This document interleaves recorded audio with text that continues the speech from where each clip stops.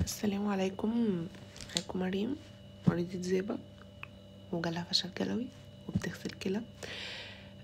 بعمل فيديوهات التوعية وبوعي عن المرض جالي ازاي وصلت مرحلة الغسيل ازاي. النهاردة هنتكلم عن العلاج بتاع الفشل الكلوي والعلاج بتاع الكلى اللي ناقص.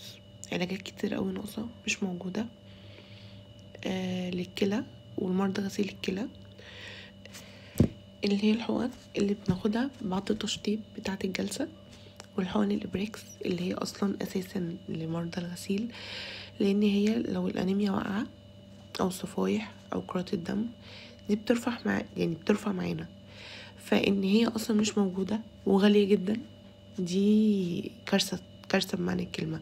والحقن التشطيب اللي بناخدها بعد الجلسة مش موجودة اصلا، يعني اي حد مرضى غسيل كلى هتلاقي ان النقطة دي عنده مش لاقيينها. يعني في نوعين حقن اللي هي البوكسديم والكرانتين، الاتنين دول مش موجودين، بنلف عليهم صيدليات مصر كلها ومش موجودة، واللي يديهالك عايز يديهالك سوق سودا.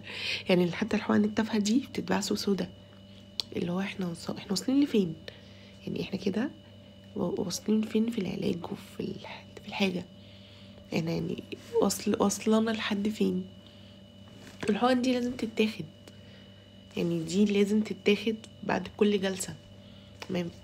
ما ينفعش نعدي جلسة من غير ما ناخدها. فيعني ياريت نشوف حل، يعني عشان الواحد خلاص تعب.